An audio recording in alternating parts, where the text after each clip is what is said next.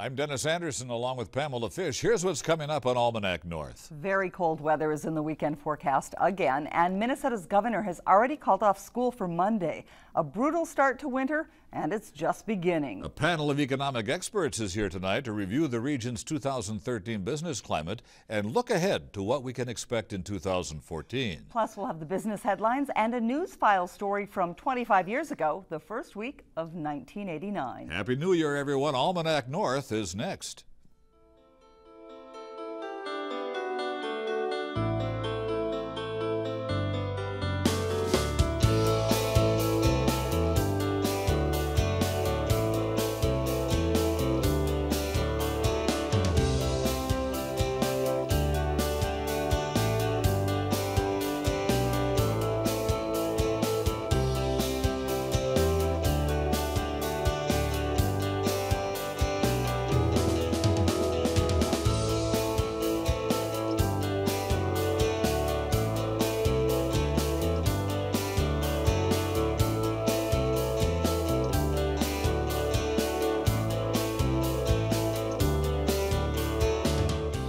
Hello and welcome to Almanac North. Thanks for watching. Pam, thanks for filling in this week for Julie, who's a bit under the weather. I know, poor Julie. I'm glad to do it. And the weather is not great, so you wouldn't want to be under it today, would you? Isn't that the truth? And our first guest is paid to keep an eye on the weather. That's right, Dennis.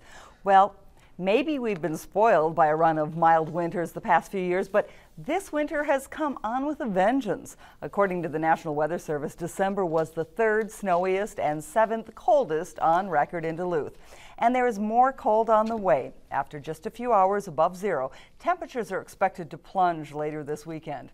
In fact, Governor Mark Dayton has already called school off for the entire state on Monday.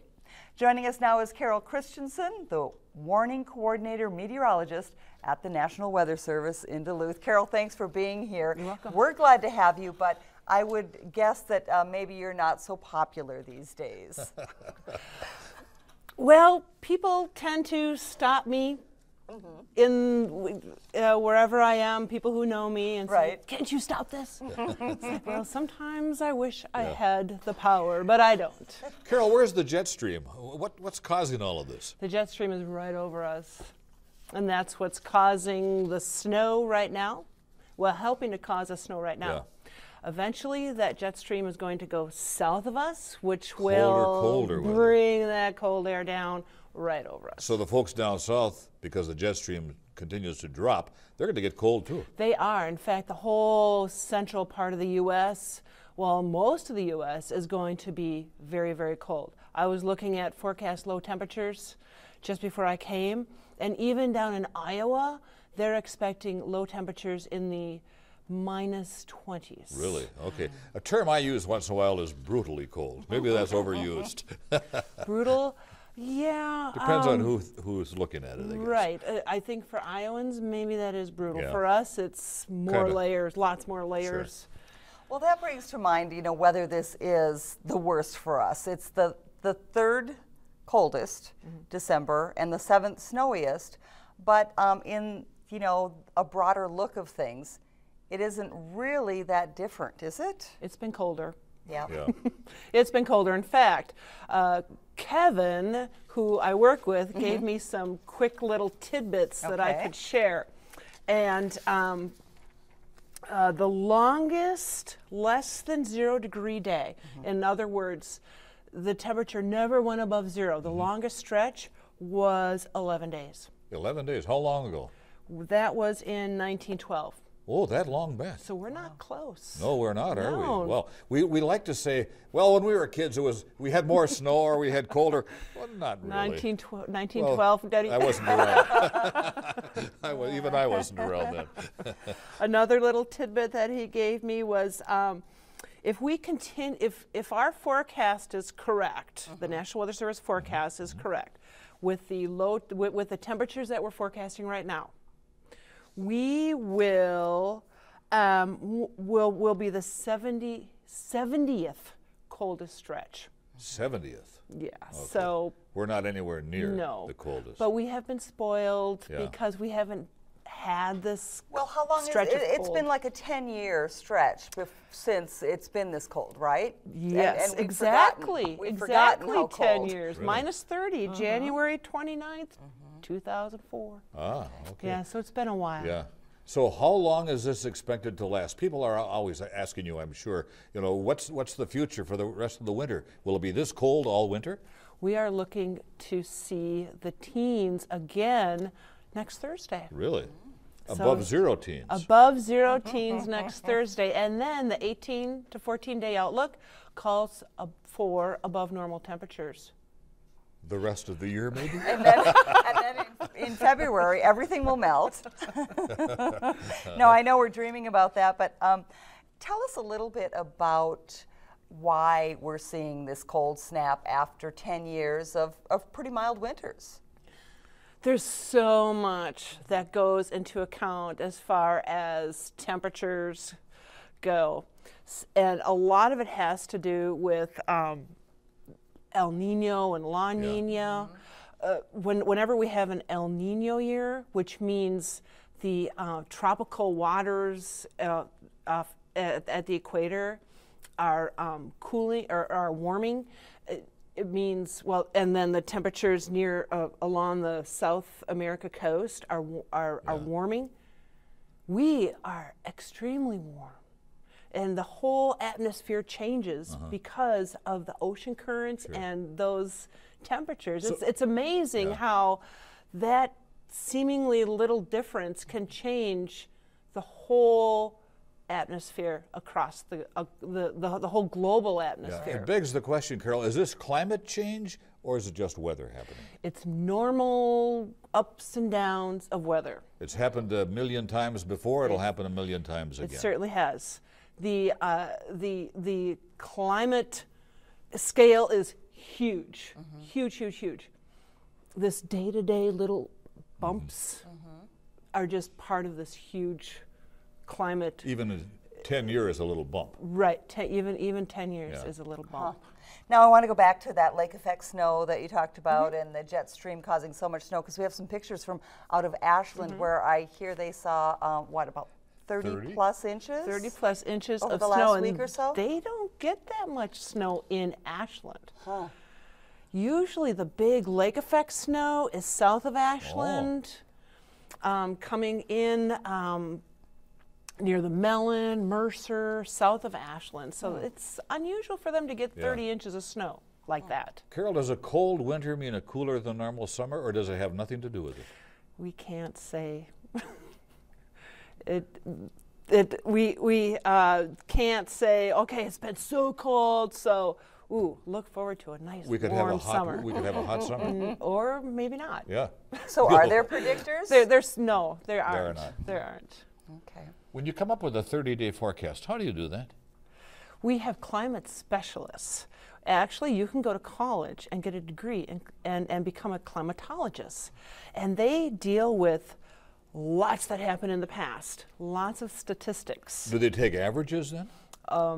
Yes. Okay. Same with Farmer's Almanac? It's not as easy as just taking averages, though. I mean, you also have to know climatology, meteorology, statistics. A lot goes into it. And then modeling, writing these long mathematical equations that will predict what might happen in the future. And you get one little part of that equation that's not quite right, or you need to tweak or something. And so how accurate is that then? I heard a pause. They're predictions, long-range predictions, which if you are going to take a long-range prediction and say, this is how it's going to be at the Duluth airport next summer, you're probably going to be wrong. Oh, yeah. But if you take the upper Midwest or Minnesota, this area, and say, in general, it's going to be warmer than normal, you have a much better chance of being correct. You said we're going to sneak back into the teens. Do you see a January thaw in the offing? Oh, I really can't answer that. Are you sure? Just to make our evening? It's possible. Okay. Okay. I like hearing that. How's that? It's right. possible. Well, lots of good information on the weather, and it certainly has been an interesting winter to watch so far. Carol Christenson, thanks for being with us here tonight to talk about it. You're welcome. Appreciate it, Thanks for Carol. having me. Thank you. You're Thank welcome. you.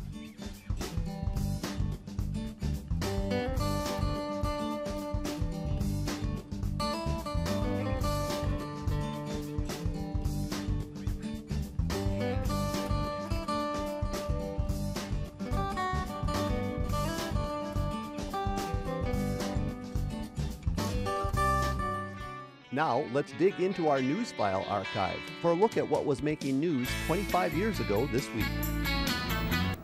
Road crews in Duluth were busy all day trying to keep on top of what may wind up being the worst winter storm of the season. By mid-afternoon, close to a foot of snow had fallen on most of the Northland. Nothing compared to Fargo, North Dakota, where a record 20 inches had been dumped by noon. A storm like this keeps more than just road crews busy. It also means a hectic day for Weather Service officials, who must answer phones, study maps, and get the information out to the public almost as fast as it comes in. The following is a special weather statement issued at 2 o'clock this afternoon. Snow will continue to increase the remainder of the afternoon into the evening.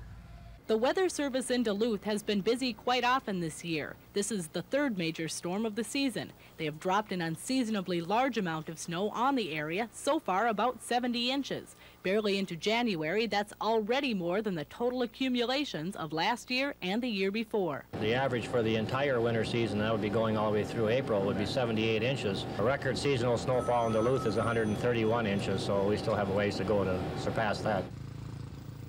But a few more storms like this one could do it. Julie Zenner, KDLH News.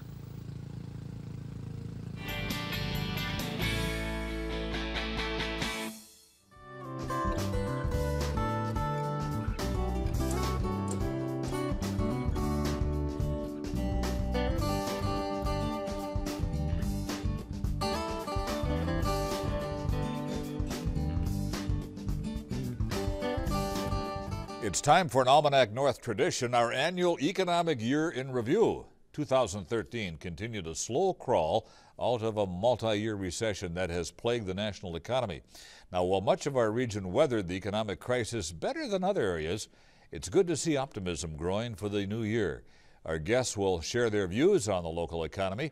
Tony Barrett is a professor of economics at the College of St. Scholastica. Zamira Simkins is an economics professor at the University of Wisconsin-Superior. And Ron Brochu is the editor and publisher of BusinessNorth, the print and online journal. Tony, you've been with us year after year now for about 20 years or more on this annual economic review. So tell us, are we looking at a bit of an increase, a bit of a recovery in the local economy? Yeah, I think 2014 is going to be a very good year. Not as great as maybe some in the past, but it's the economy is healed after this recession. Our banks are healthy. Household balance sheets are good. Our wealth is back up. I think it's going to be a very good year. That's good to hear. Zamira, can you concur with that, or do you see something different? No, I actually would concur with these results, and a lot of economic indicators are showing signs of expansion. Unemployment rates have been down. The nationwide unemployment rate right now is at 7%. The long-term rate of unemployment we saw prior to the recession was 5%. Locally, Minnesota is actually doing significantly better than nationwide. We see the unemployment rate of 4.6% for November of 2013, and for Wisconsin, the unemployment rate is 6.3%. So both Minnesota and Wisconsin have significantly lower than nationwide unemployment rates.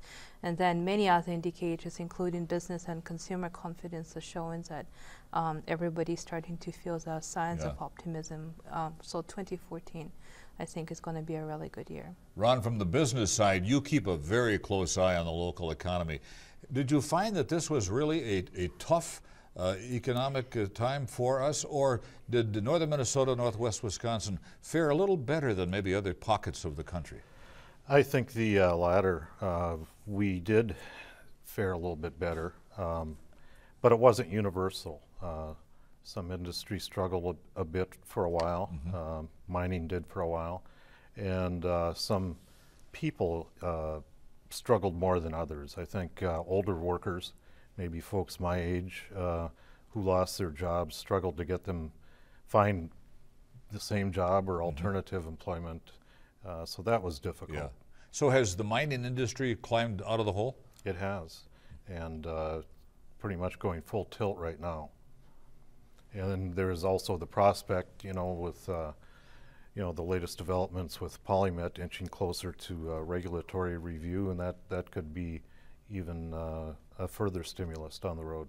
Do you see this lasting for a while? I do. Right now things are looking good. Tony, what are some of the indicators from 2013 that make you think that 2014 is going to be great? I mean, has it been gradual? Well, it's been very gradual. This has been one of the slowest recoveries ever. And that's typical for coming out of a financial meltdown. Yeah. But the number that really, I feel we turned the corner with real estate. Because real estate and the equity in your home is for most middle class people, that's their biggest asset. And for years, with the meltdown, that was, people were underwater, owing more than it was worth, and that's gone now, and not gone totally. Sure. But it's much, much better. And with that, household optimism we were talking about is up. You just feel better when and it has to be awful when you owe more on your home than it's worth. Yeah. And once that's passed, then you can start thinking about replacing things, and you just get that optimism going, and people are willing to spend more. So there are more home sales than perhaps a year or two or three ago. And better property prices? values, exactly. Property values are back, almost nationwide, are back to where they were or even better. And that's just great. How does the Twin Ports compare to other areas? And anybody jump in? Well, in real estate, we didn't have the bust. I mean, we had, what's a small bust? I mean, we didn't have the meltdowns like you saw in Minneapolis with the condo markets, Phoenix and stuff like that. And so therefore, it's easier to recover. And so in that sense, we were never as hot, but we didn't pay the price either. Again, any of you can jump in. In what areas do we still see a flat economy, or are we over that? Well, two of the biggest employment industries for the local area are healthcare and education. And I think those two are the ones that are seeing a sluggish performance right now. One part is because tuition has been really frozen, and many universities and schools have had essentially frozen costs, expenditures, budgets. At the same time, the enrollment rates have been down nationwide, which puts a pressure on the college system. And the healthcare sector, local hospitals, doctors, also have seen a sluggish performance in terms of the revenue, number of patients visiting hospitals, doctors. So those are the two probably weaker performers. As for the stronger ones, I think the manufacturing that has been mentioned, and in terms of the tourism, taconite, timber industry, I think those are the ones that will be doing fairly well in this coming year. And Ron, we hear often that with higher education, people need to maybe look at more of the manufacturing jobs, more careers that might be more geared to where the jobs will be. Right, that's a mantra right now. A lot of manufacturers, especially those using computer-controlled processes, are short of workers, and those that use welders are short of them, and the two-year colleges have, I think, made some strides in adding into programs for those types of careers, and so that's one spot. Another section of the economy that hasn't quite picked up in Duluth Superior is new home construction. It's starting to pick up, and probably will be much more of it than coming year, but that has been one of the latecomers. So overall, are we seeing, you mentioned the timber industry briefly there, Ron. Is the timber industry starting to lift itself out of the doldrums? That's kind of a tough one. To some degree, when construction was pulled back, there was much lower demand for wood products, paneling and just boards, and the paper industry has struggled with overcapacity issues and import issues, And the future there, in my mind, is a little bit uncertain. I think we need more investment in American mills to bring them up to the efficiency levels of what we see overseas. At least we're not making new paper. paper mills right now, are we? No. No. Do you see a while before that happens, Tony? Yeah, that's an industry. Globalization, yeah, they can grow trees anywhere. And it's just a tough industry. It's going to be under siege as far as I can see. David Ross of the Duluth Chamber of Commerce is quoted as saying it will be a record year for construction and economic growth. Is that overly optimistic? I don't think so. You know, record, maybe. But, you know, you have some big projects online. You have the home construction industry is going to bounce back. There's going to be a lot of construction going on in this area. How about tourism industry? Is that growing? Or are we flat on that too? Or are we seeing more and more people coming here? Well, for tourism, the data actually shows that the local tourism has been down. The revenue has been down. But just to go back to the timber industry, I wanted to add is the residential fixed investment has been growing at 16 to 18% in the last 2 years on an annual basis. So that growth in construction, I think, is going to generate demand for timber, which then will pull up that industry in 2014. Tourism, maybe as much as we complain about having snow, snow is our white gold, right? So we might probably see a little bit of a comeback of tourism, or that's at least the prospects. And really, winter tourism was one of our biggest revenue generators for this particular area, not so much during the summer. But tourism isn't only a summer event anymore, is it? No. Unfortunately, as a follow-up to Carol's presentation, during this 10-year period when we had the unusual winters, the warm and light snow, there were an awful lot of small operators that couldn't sustain their businesses, and they shut down, and it could take a while before that segment of the industry can pull itself back up. We want to get to your predictions, but just one quick question about Minnesota and Wisconsin.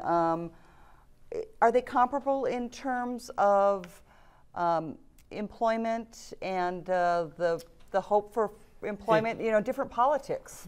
Well, exactly. In macroeconomics, it's very hard to have a controlled experiment because there's so many variables.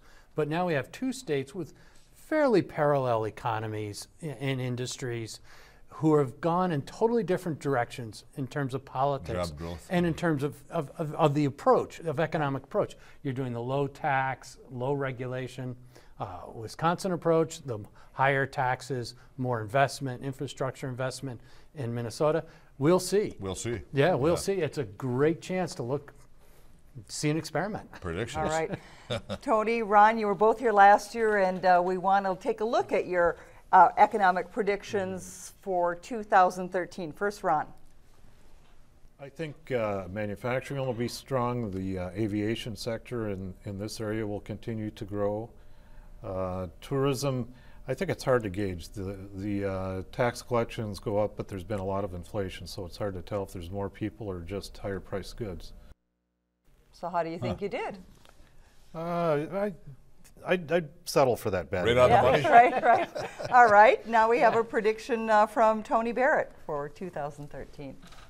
I think we're going to watch Washington solve the fiscal cliff in a really ugly, inefficient way.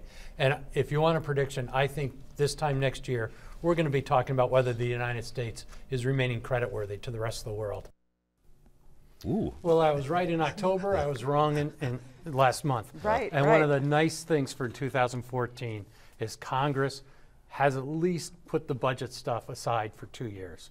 And we won't have the brinkmanship there. We still have to deal with the debt ceiling in a couple months, but hopefully. So your prediction, Tony, for 2014? You know, I don't see any clouds on the horizon. Europe's doing better. China's doing okay. I don't see any reason to think I think the unemployment rate's going to get down to the low sixes. I think it's going to be a good, happy, quiet year. We'll have you back. Right. All right. Zamira, we're looking for a prediction from you. I think the economy is going to do well in 2014. We will have growth in manufacturing, in taconite, in transportation. Where I do see a change is in the monetary policy, with interest rates rising and potentially mortgage rates increasing from 4.5% for a 30-year mortgage today to 6.5% next year, or actually towards the end of 2014 into 2015. So for those people who are looking to buy a house, I think this is the best time to go and get that loan and lock in a low interest rate. Ron? All right. I think manufacturing will stay strong, transportation will be strong. As David Ross said, the commercial construction is looking good. There are a lot of projects throughout the region, and residential construction will begin picking up. And as mentioned earlier, sure, there could be some maybe negatives, you know, in higher education with the public schools, with funding issues and maybe overcapacity in terms of structures versus students. We'll see what happens. All right, Ron, Zamira, and Tony, yep, thank you very much. Thank Appreciate you. it. Thanks Happy much. New Year. Happy New Year. Yeah, same to you. Thank you.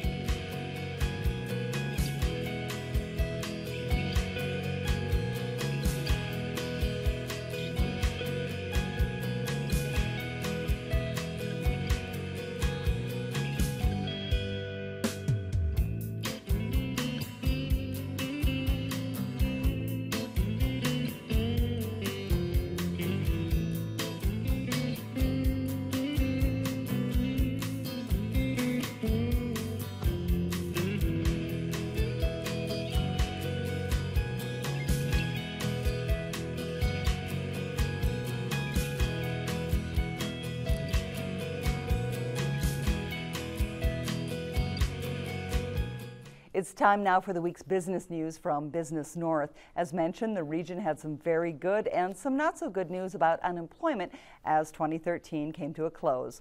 On the positive side, Duluth and Superior both had very low jobless rates at the end of November at 4.6 and 4.8%. Not far away, however, the city of Grand Rapids had 8.6%. And in Iron County, Wisconsin, where Gogebic Taconite wants to mine iron ore, the unemployment rate is a troubling 11.9%. Overall, the unemployment rate declined last year in 15 out of 17 area counties. National Bank of Commerce in Superior has provided $400,000 to be the naming rights sponsor of the Superior Spartan Sports Complex. The school district of Superior is investing $4.5 million in a new football soccer stadium and a track and turf baseball field on the high school campus. For the first 15 years, the complex will be called the NBC Spartan Sports Complex. Ground will be broken in April, and completion is expected by the kickoff for the 2014 prep football season. The directors of Oneida Realty Company have elected Nicholas B. Allworth as chairman of their combined companies. Besides Oneida Realty Company, that includes Allworth Land and Improvement Company and Oneida Building Services, Inc. Allworth represents the fourth generation of the Allworth family to hold the post. He succeeds Robert Prescott, who served as chairman from 1989 until his death on December 1st. Oneida Realty represents more than 2 million square feet of office and retail space in the region. For more local business news, visit BusinessNorth.com. Do you have a comment on our first show of the new year? Dial 218-788-2849 to leave a message or send an email to Almanac North at WDSE.org. And for the latest information on PBS programming, news and events at the station, and more, visit the WDSE website. Pam, thanks for filling in this evening. Try to stay warm this weekend. Yes, I will, and some nice predictions to look forward to as well. I think you're right, absolutely. All right, for Pamela Fish and the entire crew here at Almanac North, I'm Dennis Anderson. Have a great weekend, everybody, and be kind.